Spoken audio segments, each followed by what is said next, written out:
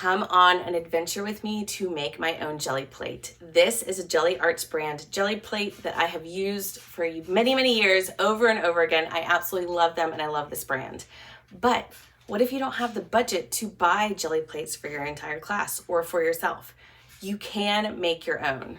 I've never made my own, and there are a bunch of different tutorials and ways that you can create your own jelly plate.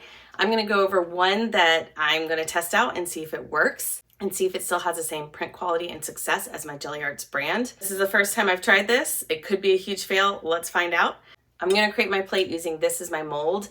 I've been on the hunt for a larger oval shape, and since I can't seem to find one, this is the perfect opportunity to try to make my own. Let's give it a try and see what happens.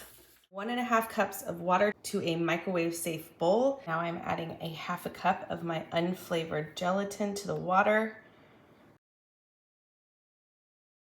I'm very bad at reading directions. I'm supposed to be using a silicone spatula to stir it together, not a spoon. I think it explicitly says no whisk, no spoon, and I just, selective reading. Here comes the glycerin. Now I'm adding 3/4 of a cup of alcohol. We are now microwaving it for 45 seconds.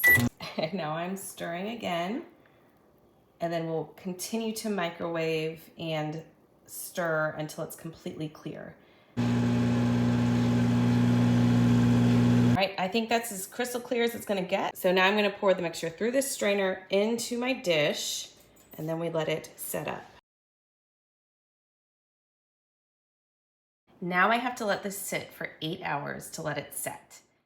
All right, next day, way more than 8 hours, and it worked.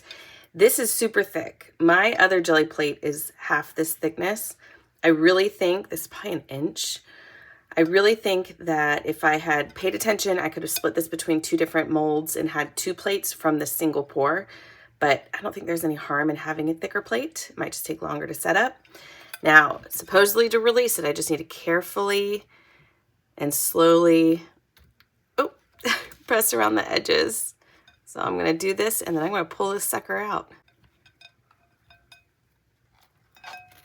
I would call this a success. I highly recommend giving this a try. My jelly plate is a little too thick. I would definitely make it thinner. It is stickier than my Gelli Arts brand, and it does feel a little bit more squishy and delicate. The edges also aren't as clean. That's partially because of the mold I used. But what I've read is that if anything happens to your plate, all you have to do is cut it up, stick it back in the microwave, remelt it, and re-pour it into a mold.